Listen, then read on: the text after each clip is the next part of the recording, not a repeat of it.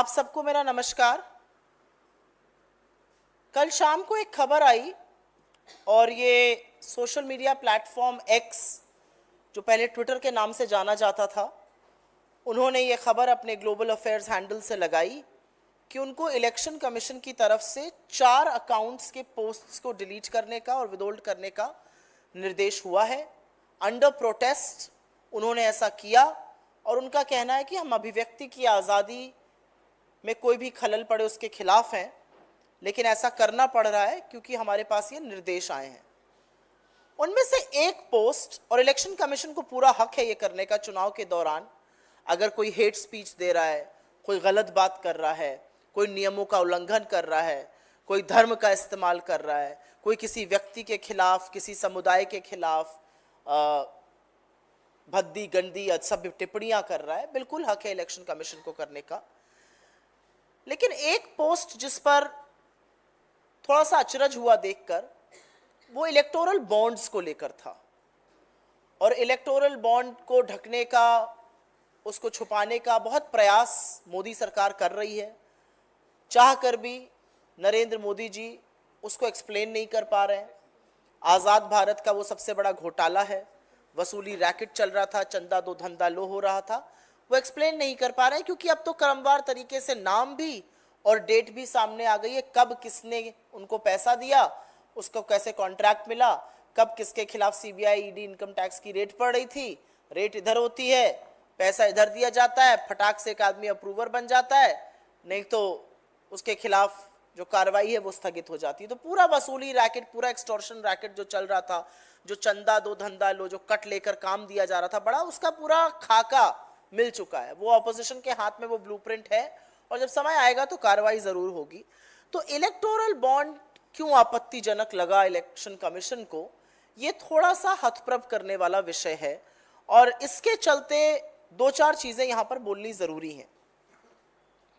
और जरूरी इसलिए है क्योंकि सरकार ने अधिकांश मेन स्ट्रीम मीडिया को, अधिकांश मुख्य धारा के मीडिया को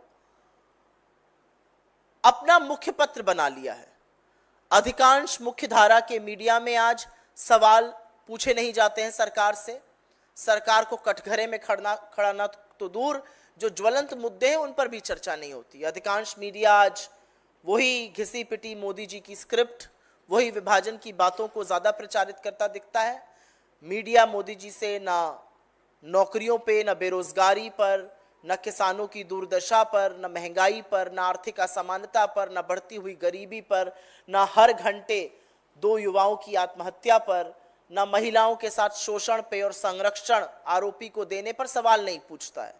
तो मुख्य धारा का जब ये हाल देखा तो सोशल मीडिया और डिजिटल प्लेटफॉर्म्स बहुत प्रबल हुए क्योंकि वहां पर एक आपको ऑल्टरनेट व्यू मिल रहा था।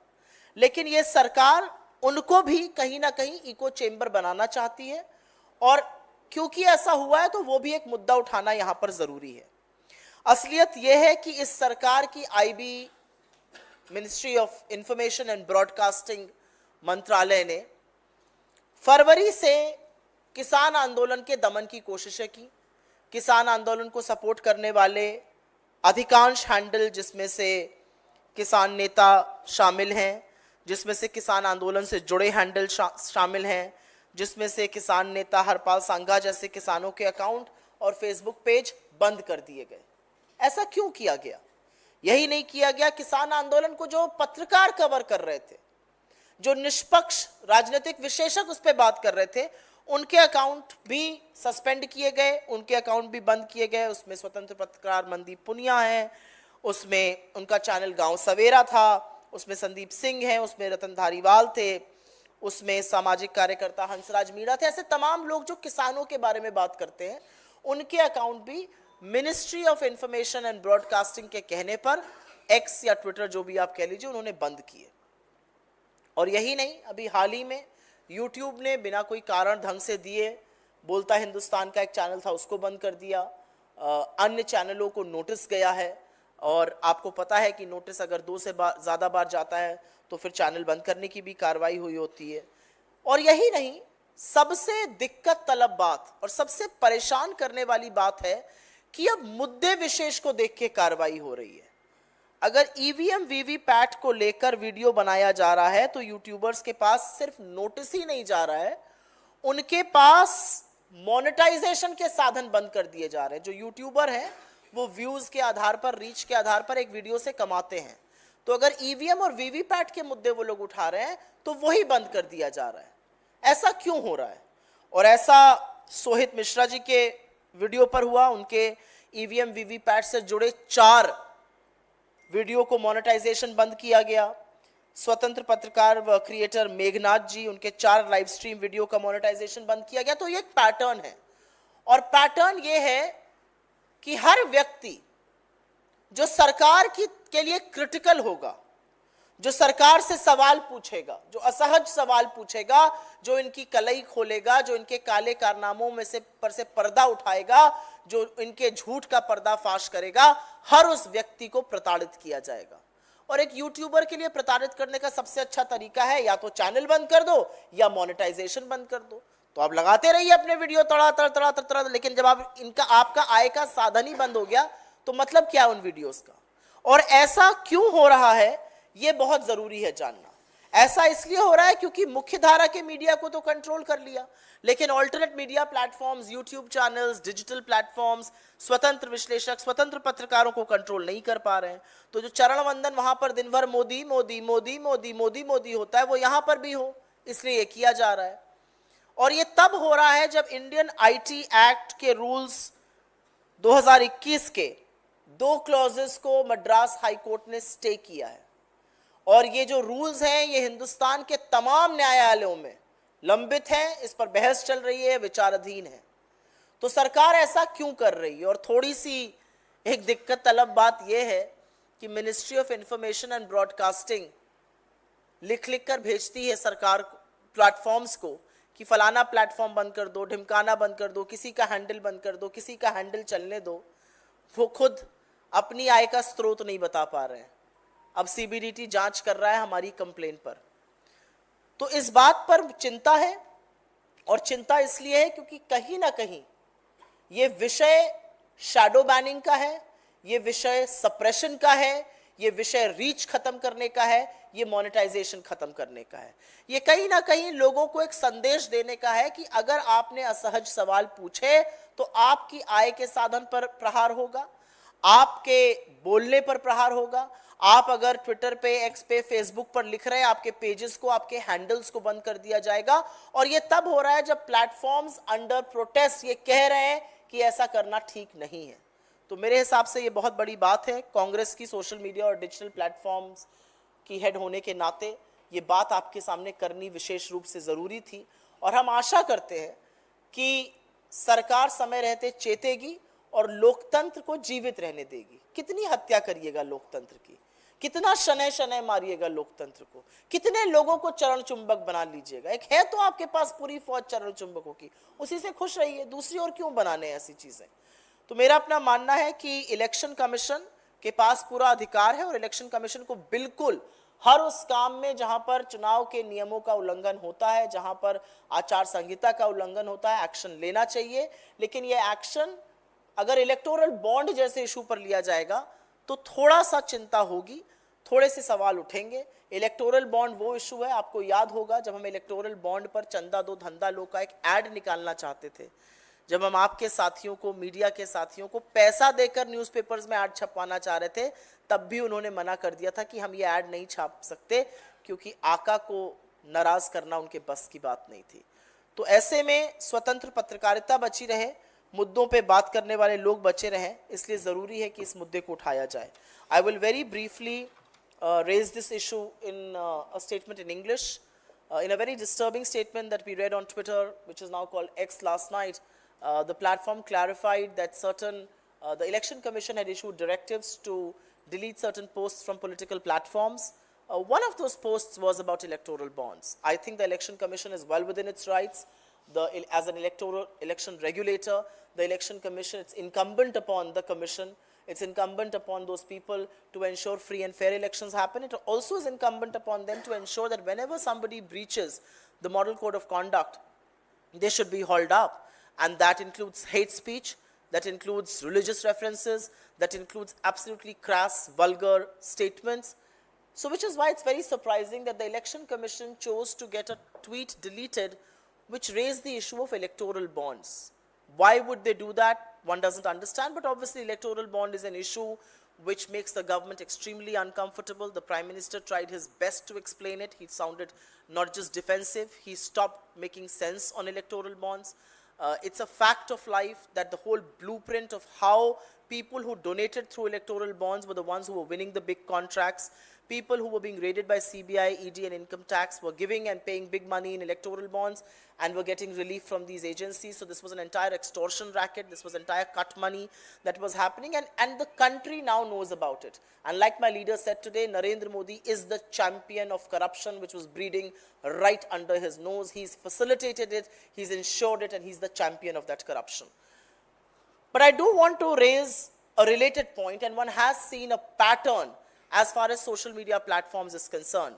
This government is very, very uncomfortable with social media platforms, with digital platforms, with YouTube channels, because it has been very successfully able to convert large sections of mainstream media into cheerleaders of the government. Large sections of mainstream media that do not ask questions on jobs, that don't ask the Prime Minister, how do you respond to 2 suicides being committed by farmers and 2 by the youth of this country every hour. They don't ask the question that where is justice for the girl in Hathras? Where is the justice for our most decorated athletes? They don't ask questions on price rise. They don't ask questions on how many industries have shut down. They don't ask questions on income inequality. They don't ask questions on concentration of wealth.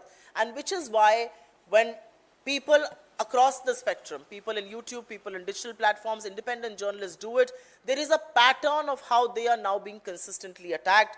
I have an entire list with me right here in February. It has happened in the past, but because it's recent, I'm bringing it to your notice and through you to the viewers.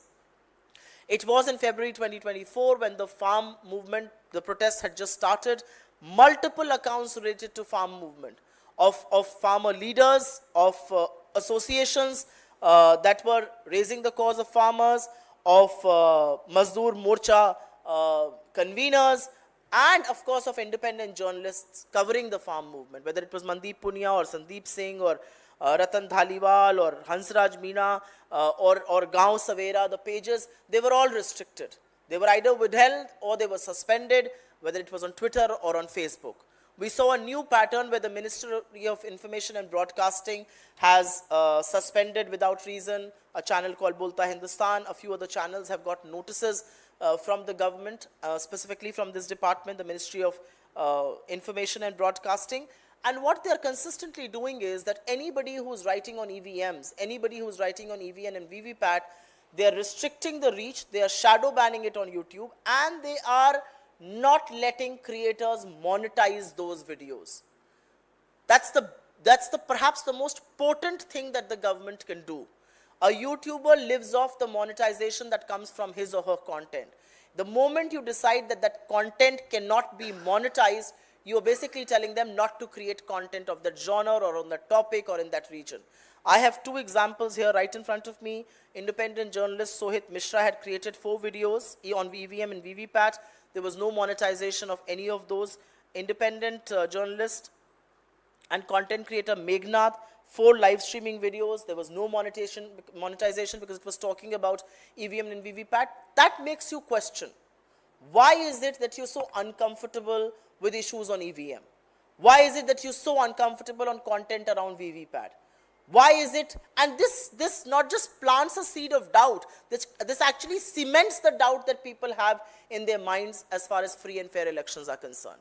So from this platform, I would definitely want to say that social media platforms being curbed at a time when IT rules of 2021 are under contention across courts in India. There is a stay on 2 clauses of the Indian IT rules 2021 from the Madras High Court. The Supreme Court has come down very heavily on fact-checking. I think the government of the day must do some soul-searching and realize, does suppressing these voices matter more than answering some very relevant, very important questions? That's not happening.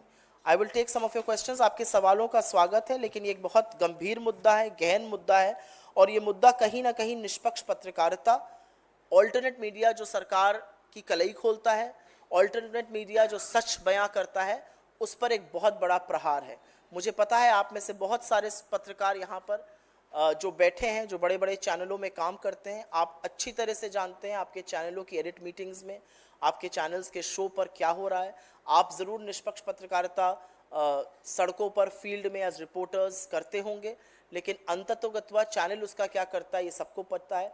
एक agenda तहत journalism जो चल रहा है, उसका दूसरा पहलू ये है कि अगर आप इंडिपेंडेंट जर्नलिज्म को, अगर आप सवाल पूछने वालों को इस देश में बंद कर देंगे तो क्या ये देश भेड़ बकरियों का देश बनाने की मुहिम चल रही है। सवाल इस बात का। आपके सवालों का स्वागत है।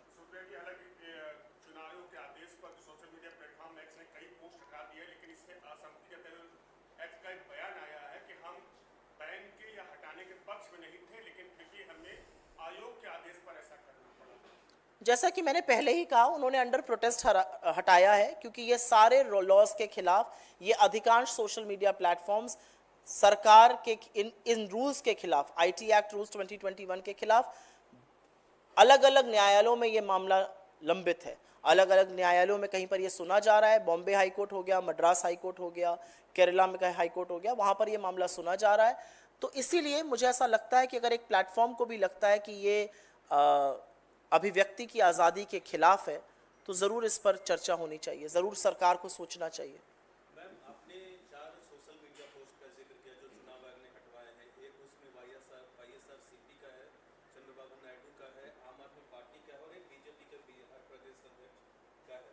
तो उसमें से कौन सा है जो चुनावी बॉन्ड पे था, आम आदमी पार्टी का? मेरे ख्याल से उनका था। मतलब चुनावी बॉन्ड पे क्या असहजता है? ना ईवीएम की बात होगी, ना वीवीपैट की बात होगी, ना इलेक्टोरल बॉन्ड की बात होगी, तो क्या रोज हाउस द वेदर डिस्कस करेगा आज का जर्नलिस्ट? माहौल कैसा है? माहौल में तो जब आप लोगों के पास जाइए तो माहौल आपको पता चलता है। लोग बेरोजगारी की बात करते हैं, वो कहते हैं घुसने नहीं देंगे अपने गांव में, आए बीजेपी वाले। अब पत्रकार बंधु बड़े परेशान। ये भी एक नया है, आपको याद, आप देख ही रहे होंगे, चुनाव जैसे ही अनाउंस हुआ बड़े बड़े दिग्गज पत्रकार सड़कों पे उतर गए लाइव शो करने के लिए, और लाइव शो में जनता बखिया उधेड़ने लगी। अब बड़े परेशान, हैरान, कहाँ जाएं? तो वो लाइव शो जो जनता की प्रतिक्रिया पे लाइव होने चाहिए थे, अब वो रिकॉर्ड किए जा रहे हैं, फिर उन पे लीपा पोती होती है, काट छाट होती है, चरण वंदन जहां सही दिखता है वो दिखाया जाता है।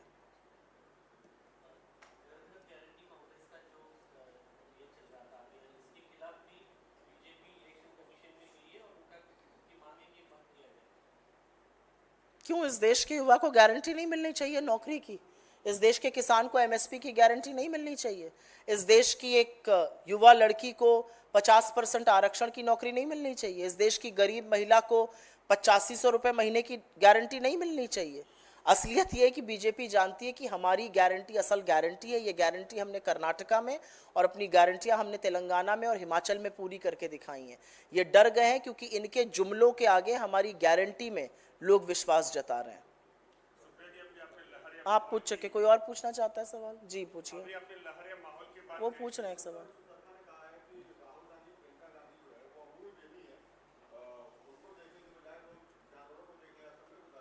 आपको लगता है कि इस ऐसे भद्दे, अश्लील, दो कौड़ी के वक्तव्य पर मुझे काउंटर भी देना चाहिए? हेमंत बिस्व शर्मा के राज में असम की बेरोजगारी में जो बढ़त हो रही है, अगर वो उस पर ध्यान दे दें, अपने ट्विटर से हट जाएं थोड़ी देर के लिए, तो असम का भला हो जाएगा।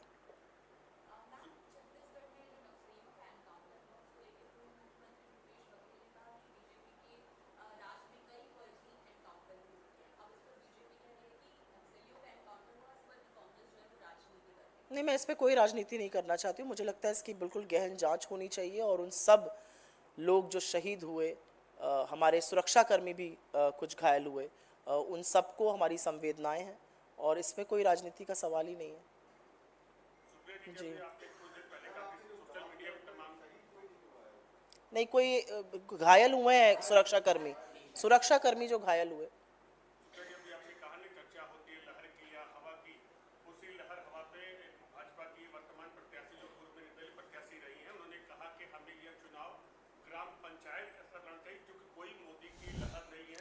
मोदी जी की बखिया तो उन्हीं के लोग खड़ी कर रहे हैं। कल मैं नागपुर में थी शाम को, और नागपुर तो भाई इन लोग का बड़ा गढ़ माना जाता है। नागपुर के लोग जिस तरह से आंदोलित हैं, उद्वेलित हैं और जिस तरह से सत्ता परिवर्तन की बात कर रहे हैं, सुन लीजिए, दिल्ली का मीडिया जो स्टूडियो से निकलता नहीं उसकी हवा टाइट हो जाए। असलियत यह है कि मोदी जी घबराए हुए हैं। जिन निर्दलीय प्रत्याशी की आप बात कर रहे हैं, जो इस बार निर्दलीय अब बीजेपी का दामन उन्होंने थाम लिया है, वो ऐसे ही थोड़ी करेंगे कोई मोदी लहर वहर नहीं है, काम करो। सारे प्रत्याशी ये कह रहे हैं कोई मोदी लहर नहीं है, लेकिन काम करो। काम करने के लिए जब जा रहे हैं, ये कोई अचंभा है कि जहां पर भाजपा के प्रत्याशी जाते हैं दौड़ा लिए जाते हैं। हंसराज हंस गए, वो दौड़ा लिए गए। अशोक तंवर गए, वो दौड़ा लिए गए। तमाम ऐसे सांसद हैं जिनको लोग अपने गांवों में घुसने नहीं दे रहे हैं। क्यों ऐसा हो रहा है? क्योंकि काम किया नहीं है और मोदी जी के पैरों के तले से जमीन खिसक चुकी है, ये जनता जानती है।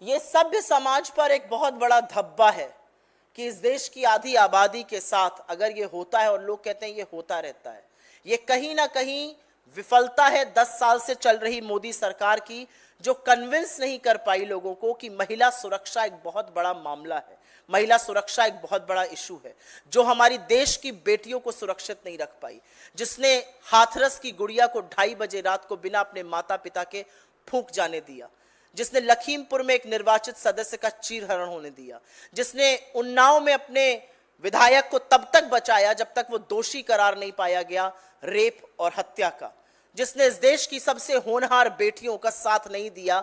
मेडल आया तो हाथ मिलाया और जब हाथ किसी ने उठाया तो किनारा कर लिया, और जिसने शोषण किया था उसका साथ दिया। ये सभ्य समाज के नाम पर धब्बा है। ये कहीं ना कहीं सरकार की विफलता दिखाता है। कहीं ना कहीं स्मृति ईरानी महिला बाल विकास मंत्री हैं, उनका इस पर क्या कहना है सुनाई नहीं देता है। महिला सुरक्षा के मामले पर वो बोलती नहीं है। आज भी मणिपुर में औरतों के साथ जो होता है वो निंदनीय है। महिला आयोग को फर्क नहीं पड़ता है, अगर बीजेपी राज में कुछ हो रहा है वो आंखें मूंद लेती हैं। ये एक बहुत ये दुखद चीज, अगर लोग कह रहे हैं ऐसा होता रहता है। देश की आधी आबादी की बात कर रहे हैं, अगर इस पुरुष के साथ इस तरह का होगा तो क्या देश यही कहेगा? Thank you very much.